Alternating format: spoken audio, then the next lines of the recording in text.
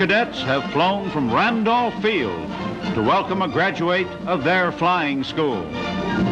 Through the town of Seguin, Texas, Main Street deserted.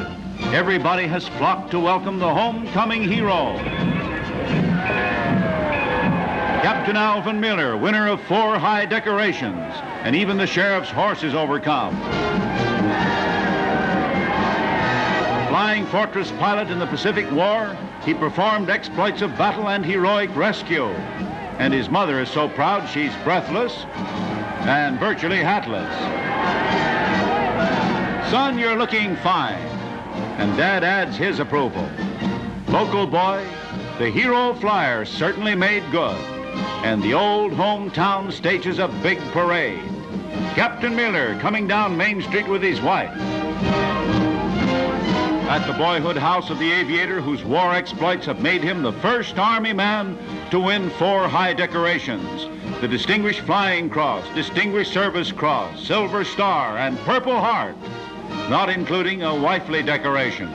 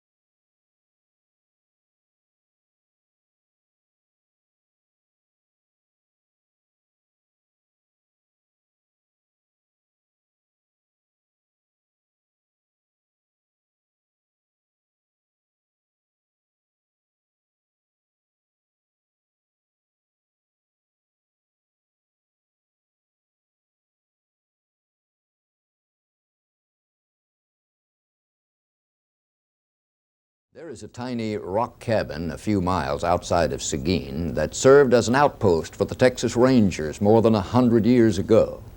There were 4 Rangers stationed there, all of them veterans of the Battle of San Jacinto. The cabin was built in 1841 by Ben and Henry McCullough. The McCullough brothers both went on to become generals in the Confederate Army during the Civil War. They built the cabin out of rock they found on the land near Mill Creek, and they put it together with sand and lime. They called the place Hardscramble. Ben and Henry McCullough left here in 1858, and Texas Ranger Nathaniel Benton moved in. Ranger Benton's great-grandson Benton Donegan and a partner now own the land the cabin sits on. The name Hardscramble, I think, was very aptly designated for this place, since the conditions were terribly primitive, and it is, of course, amazing to us at this time that anybody could even survive out here.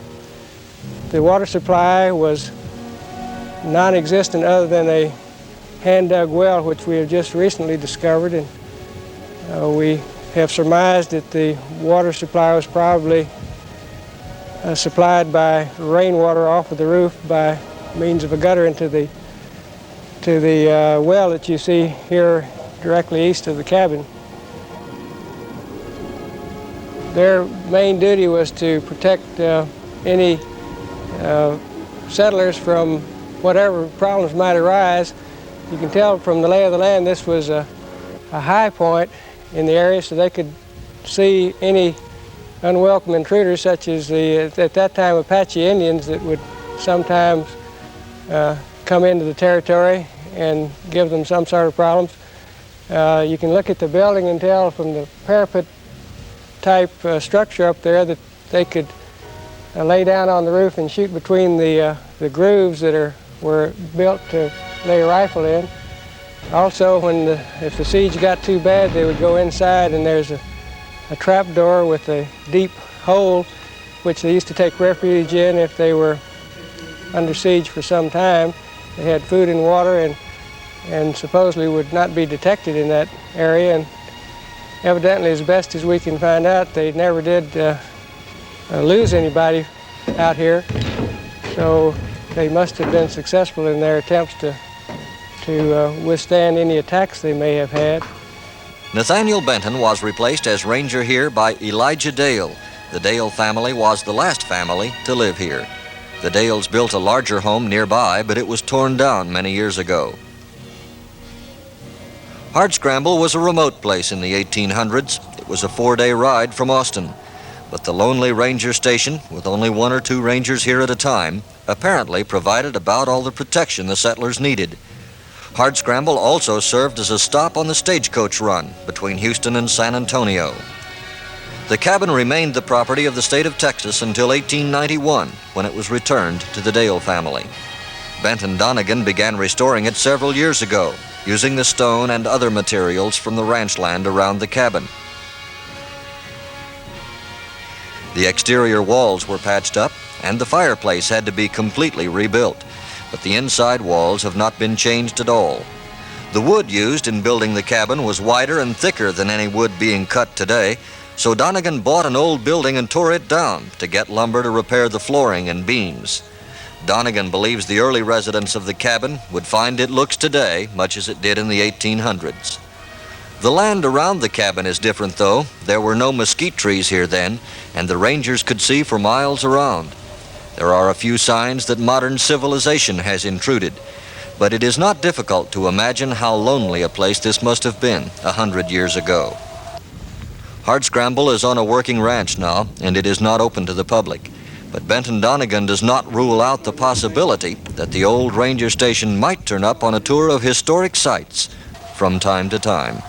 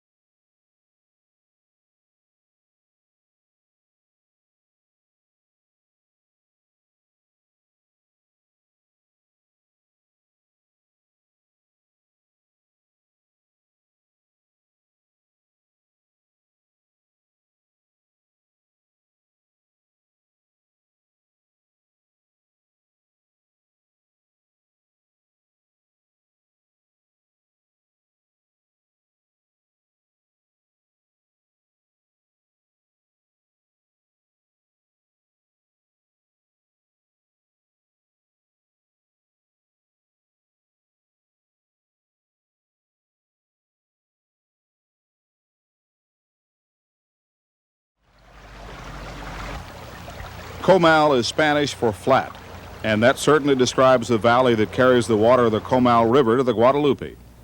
The Comal is only 4 miles long. That makes it the shortest river in the United States. But in 1977, more than 300 million gallons of water a day bubbled up from its spring, and that makes it the largest spring in the Southwest. So whether you see it as large or small makes little difference. Local residents see it as a beauty spot that decorates a part of the city with its underbrush and flowers. The tourists make use of the calm waters of the Comal, but only after they have survived a place called the Chute.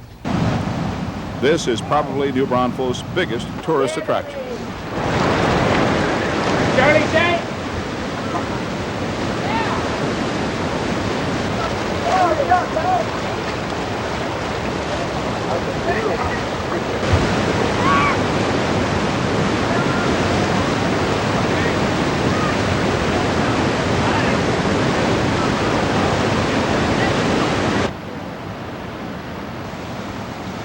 As long as the swimmers can stand it, they visit a place called Stinky Falls and battle the cold water and the fast rapids.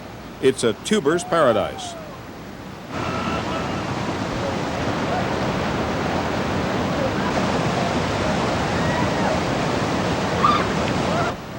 Ruins of a once active mill break up the water here. The water is pushed over to the side and then all released with a burst of natural energy. And it provides thrills and chills for those willing to experience it. The Comal and the Guadalupe is what brought people here to begin with. German immigrants settled the land in 1845 and built New Braunfels. The Comal furnished irrigation water for farmers, entertainment for those who could afford to take the time, and energy for the community.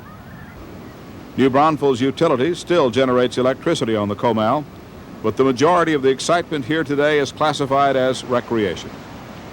And the recreation is exciting for those who can stand the cold spring water and the rapids.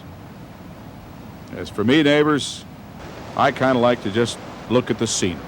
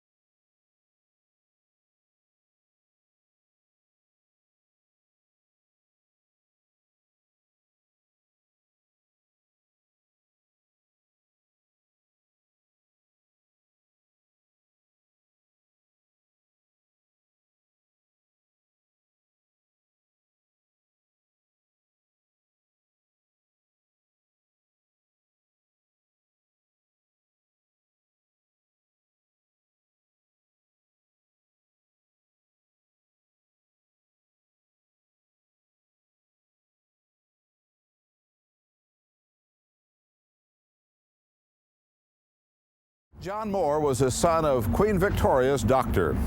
He came to Texas in the 1880s and after a while built a fine home in Seguin. That old house still stands, and the Conservation Society and the Seguin Alliance are going to make sure it stands for a long time to come. John Moore came over, he's a native of Ireland, and came over here as a newspaper, and he was a newspaper man and a civic leader here and owned the Seguin Enterprise. Initially, Earl, he was one of the founders of the Seguin Enterprise. He started out with a 3-bedroom home here in about 1895, and then about 5 or 6 years later, then he built the larger home here. He had John Goodrum, a local contractor who built this. You may remember John. John Goodrum built half the fine old homes in Seguin. That's right, that's right. The Moore House is significant to Seguin for several reasons. It is one of the city's historic early homes. It was built by a prominent family. The Moore's 4th child, Roger, was Seguin's mayor for 22 years. He died in this house. And the Queen Anne design is unusual for its time and place. The Seguin Conservation Society bought the house in 1978. The Seguin Alliance pitched in to help get it restored. The Seguin Alliance was is a committee of people who are interested in Seguin. It was originally formed, they only had 3 goals in mind: the beautification, the restoration, and the promotion of Seguin. They recruited Theos and me to be co-chairman of the Seguin Alliance Keep Texas Clean campaign. The location of the Moore House, about a mile from the heart of the city, was not in its favor when it came time to raise money for restoration. But those who helped see that it got done are proud of the result and look forward to great projects ahead. This is likely the first of several restorations that will be made in Seguin. There's a program underway now to restore Sebastopol, which is an early Texas home. It was one of the very first homes with air conditioning. They had water on top of the roof, a couple, 3 feet deep, for cooling purposes. There's a great awareness through the Keep Texas Beautiful campaign to do a lot of restoration and cleanup and renovating in Seguin. We're really just beginning. Only beginning.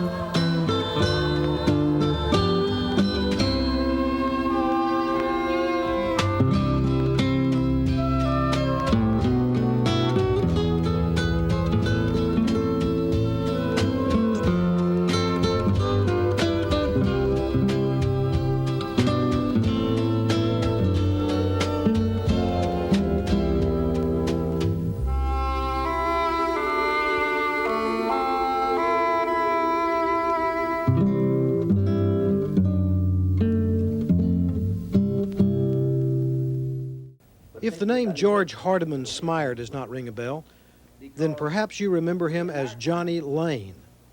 Hardiman sang with that alias on radio and TV in the San Antonio area for many years. Hardiman Smyer is a self-taught cowboy singer with more than just a casual interest in old frontier songs. I will sing you a song of old San Antonio, a trail driving days long ago, and the South Texas range, the Longhorns well home, down toward old Mexico. He is a part-time history teacher and a full-time South Texas rancher. And when he can arrange it, he travels around from school to school, talking to youngsters about the early cowboys and the songs they wrote and sang. When we caught up with Hardiman, he was conducting a class for the interim session at Texas Lutheran College. This 60-year-old man has never had any formal training in singing or playing. He fiddled with a neighbor's guitar when he was 9 years old and kept at it until he learned to play. His grandfather taught him the songs, and a few old-timers showed him the beauty of the Old West and its people.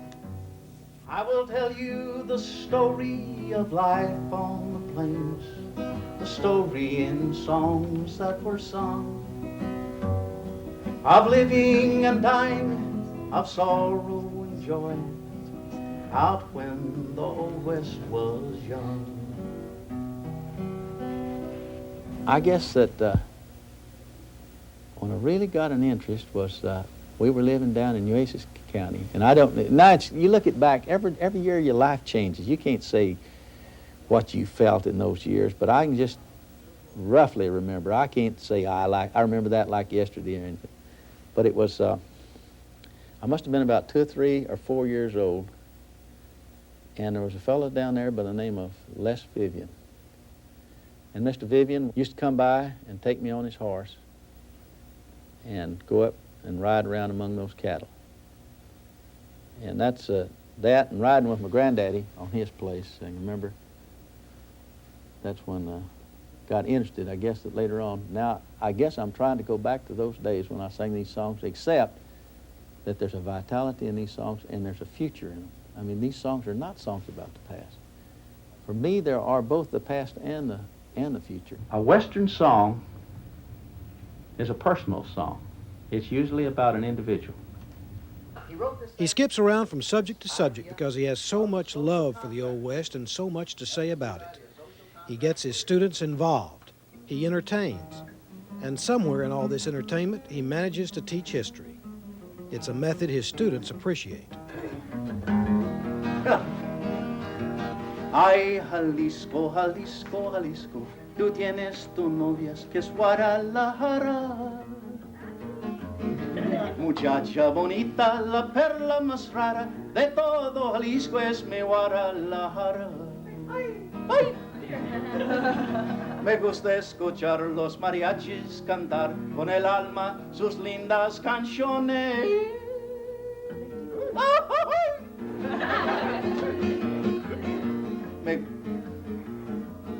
My goodness, I forget the words of it.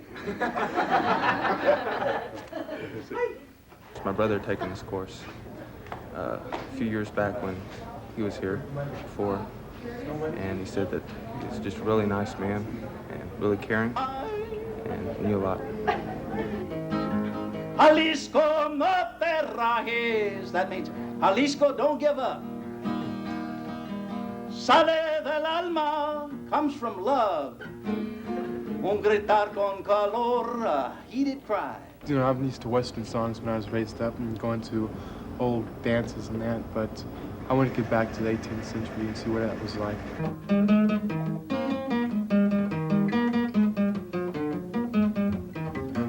We're from the same background, and after class we sit around. One day we talk for 2 hours after class, just about this, that, and the other, and you know, his singing is just great. Jalisco, no te rajes. Sale del alma un gritar con calor. Abrir todo el pecho para echar este grito. Qué lindo es Jalisco, palabra de honor. So it just shows that. Hardeman Smyer is not the average teacher, and the subject he specializes in is not average either. But his classes are full because he loves his work, and his interest is spread around to the students. When this course is over, these students will have a better appreciation of the men who branded the cattle, survived the climate, and built the West, and somehow managed to sing about all that. And as for the students, they will have also discovered that with the right professor, history can be fun. A song about the West has got to be a song about dry weather, riding a horse, skinning a buffalo, roping a cow. It will mention the Plains Indians. It will mention drought. It'll mention thirst. It'll mention animals, and it'll always tell the color or the name. And if it doesn't do these things, it's not a Western song. Now, it doesn't cover all those, but at least one of those subjects will be covered in a Western song.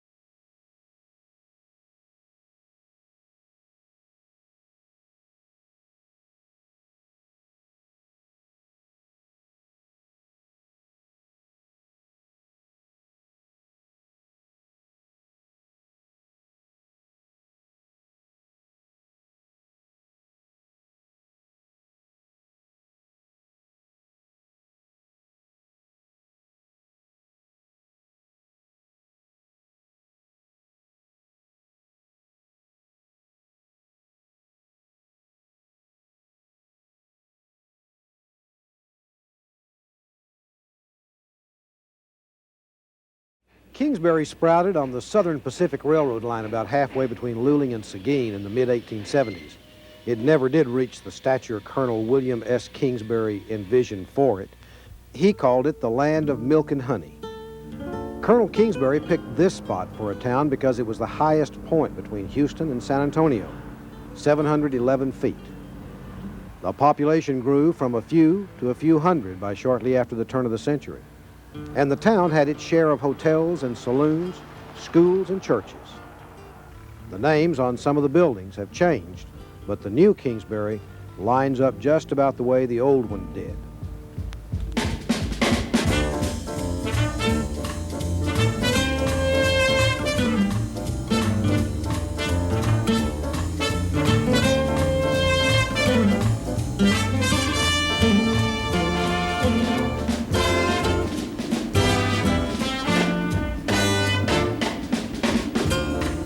There's an antique store where Bud's Saloon used to be. The old hardware store has evolved into Ray's Cafe. The old Imhoff Saloon is now the Fat Chance Cafe.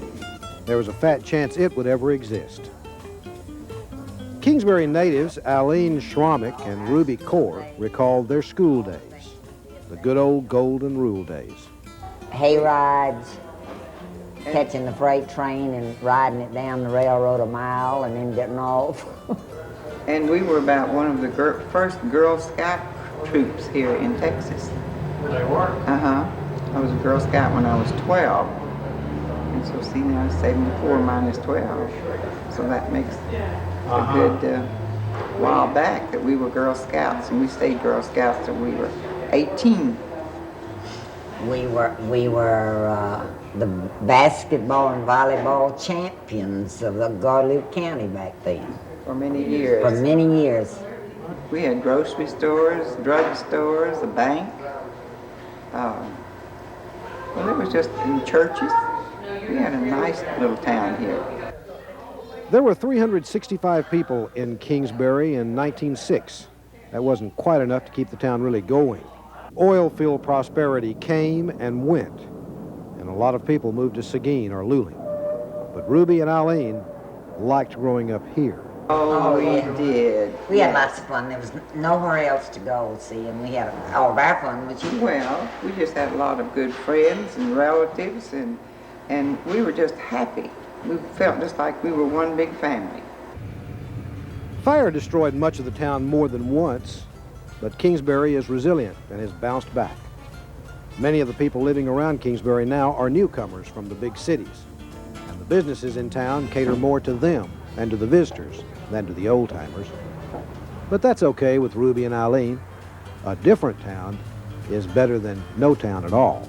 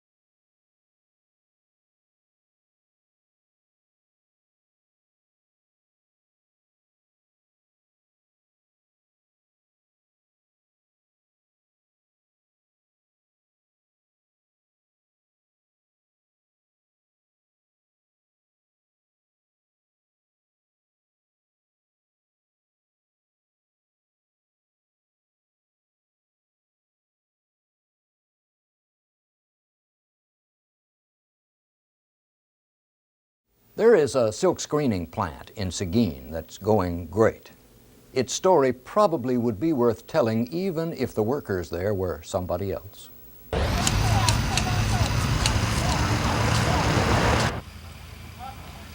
The Mental Health and Mental Retardation Center for Guadalupe County maintains a sheltered workshop in Seguin. Young adults do all kinds of work here, from gardening to making Christmas cards.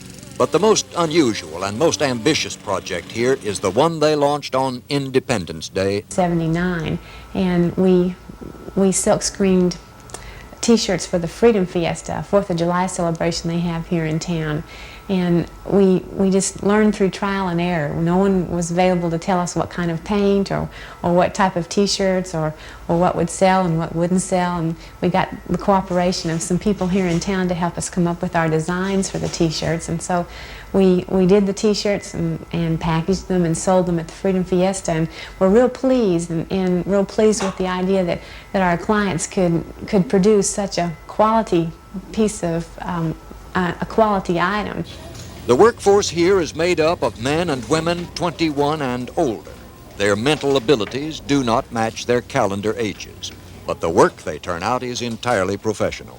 They have produced more than 5,000 T-shirts here, and if a job comes in lacking artwork or design work, they can produce that here too. Each worker here gets a salary and careful counseling in how to manage money. And the satisfaction of knowing they're doing good work shows on every face. One lady that we have working in the silk screening operation has always enjoyed, well, mostly sitting by herself and sewing and being pretty independent and not doing things with the group. And she gets a great deal of satisfaction out of her job. She folds the T-shirts before they're put into the packages, and you couldn't ask for a better job doing a better job on folding the T-shirts. She really does an outstanding job on that, and she gets a great deal of satisfaction from doing that.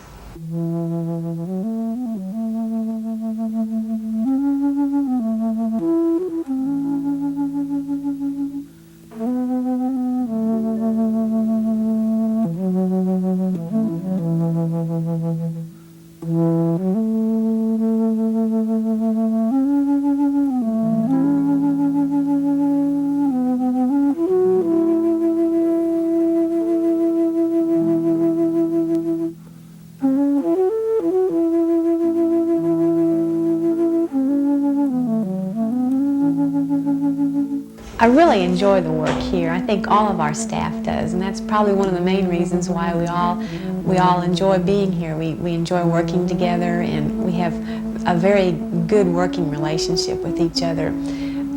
Most of our staff has been here at least 2 years, and we've been fortunate enough not to have a lot of turnover. So we have a staff that is really knowledgeable and knows the clients here at the center very well since they worked with them for so long. And so I think we're real sensitive to their needs and to their interests and what their goals in life are. So when we plan our program, we're able to think of each of them individually and develop jobs and classes for each individual person that meets their interests and their needs and their goals in life. So it makes for a real satisfying job and a satisfying program because we have clients that are fairly well satisfied here at the center.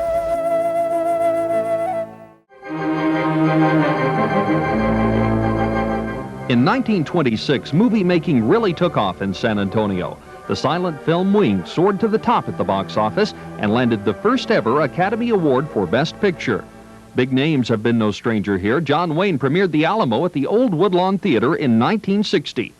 The Alamo fell again in 1968's Viva Max. Since then, The Getaway, Sugarland Express, Rolling Thunder with San Antonian Tommy Lee Jones, Nadine, Johnny B. Good, Lost Angels, and Toy Soldiers shot here. But the best showcase to date has been 1983's Cloak and Dagger.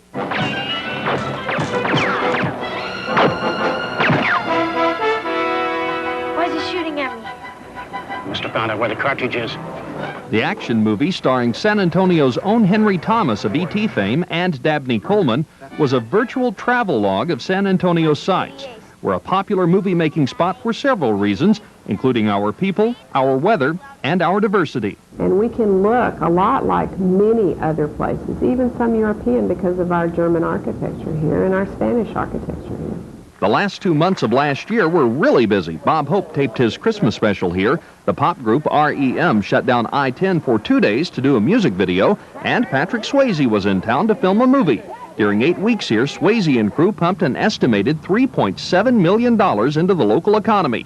Much of that went directly to small businesses. They do everything that you and I do every day, like clean their clothes, eat, drink, buy lumber for sets, rent lighting and grip equipment, rent cars. I mean, the list goes on and on. Go, all right. Hey, Rita Rudner.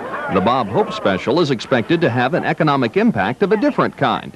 It drew a national audience of about 8 million people when it aired. If only 2% of them were inspired to visit our city by what they saw, it would bring an estimated 104 million tourist dollars here. Hollywood is not only coming to San Antonio has gone Hollywood, with the local company already having 1 film under its belt and more films in the works. That story tomorrow. Curtis Nichols, KSAT 12 News.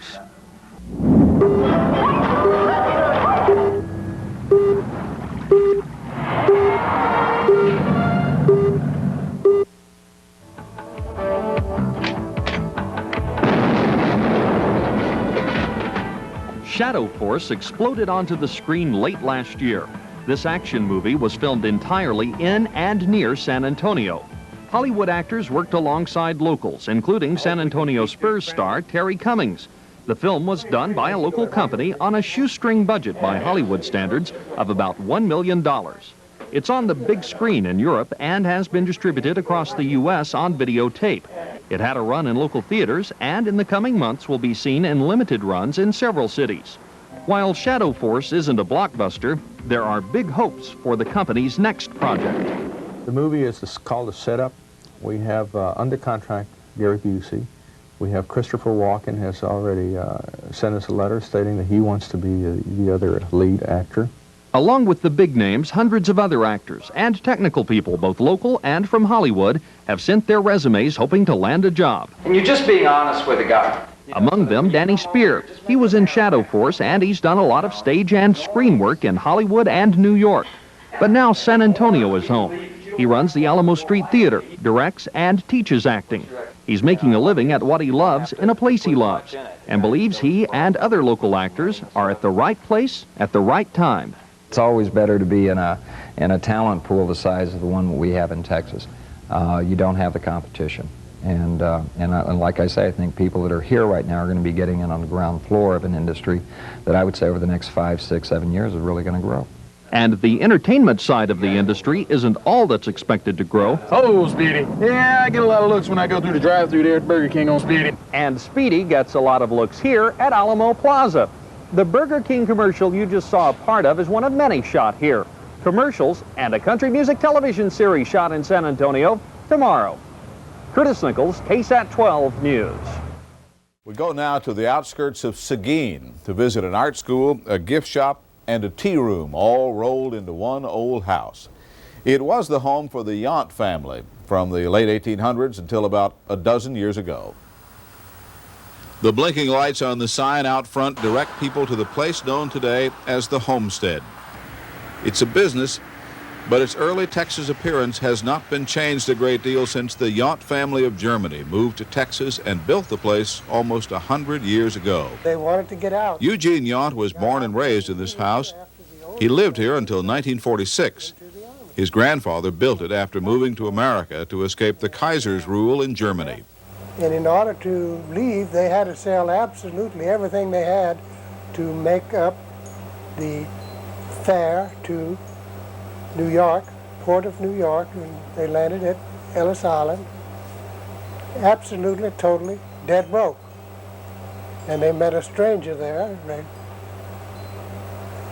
I was told this man's name, but I have forgotten it. And this man loaned my grandfather enough money to come to New Braunfels. And again in New Braunfels, the money was gone, so they went to work building these rock fences and cutting cedar for cedar lumber and cedar posts, and saved their money, and then bought this land here in 1885, and immediately built 4 rooms of this house.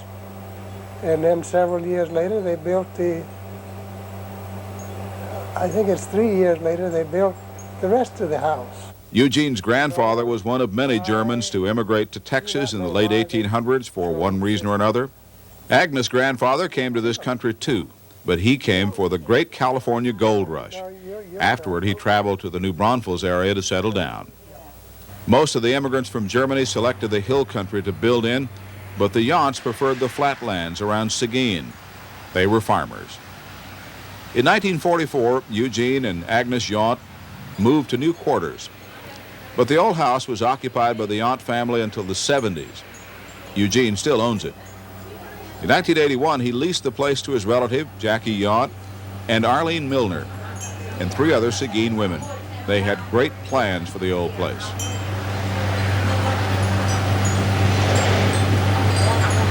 We have 10 different things scheduled, and we came up with the idea of opening a business similar to what we have now. And in the process of opening the business, we couldn't come up with a name for our business, because every time we'd think of a name, it had already been used by someone else. And so we were sitting around one evening trying to develop our ideas and come up with the name, and Jackie Yount remarked that this had been the homestead for the Yount family for almost 100 years, and almost like a light coming on, we all decided that the homestead was the name that we had been searching for, because it conveyed the idea that we were trying to come across with, something with a homey atmosphere, to present handmade items for sale, to give people in the area an outlet for their work, and to have an atmosphere that if you come into our shop, it's like coming into someone's home. Arlene is the last of the 5 partners still involved in the business of running the homestead now, but she's doing all right. She has teachers teaching specialty art classes. She has all of the rooms filled with handmade items that are for sale on consignment. Where else could you find a pen, ink on glass painting? Or a handmade quilt that tells the life story of Elvis Presley? And 5 days a week, the homestead becomes a tea room from 11 to 2. Oh, good. She's gonna remind me. Arlene says visitors are starting to appreciate more and more her handmade items over the newfangled things on the market today. People have found out that these things last much better than store-bought items. It's quality. And people who do handwork and make handcrafted items more or less put their heart into each one of them. I didn't bring a tablet or anything. Okay. Very good.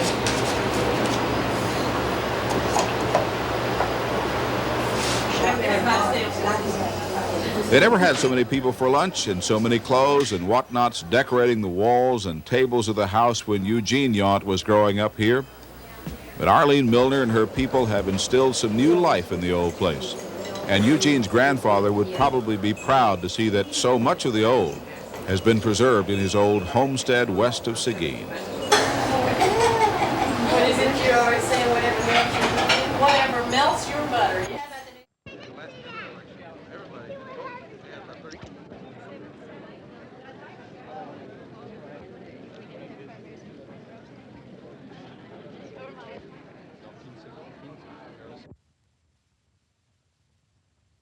Well, Governor Briscoe's recently been attacking us, and we can understand why. He's the one that owns all the savings and loans in the Winter Garden area, in Uvalde and Eagle Pass and Dimmitt County. And through our government grant that we've gotten, we're trying to build a savings and loan to give him competition. He also owns 1 million acres down there, and we're trying to set up a farm. So that's why he's upset, and he's using his political blackmail, saying, vote for Carter and we'll stop the grant.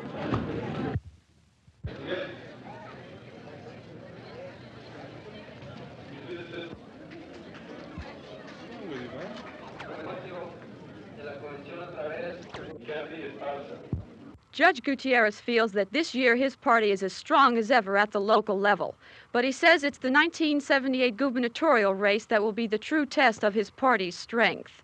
Angela Vierville, Channel 12 Newswatch in Seguin.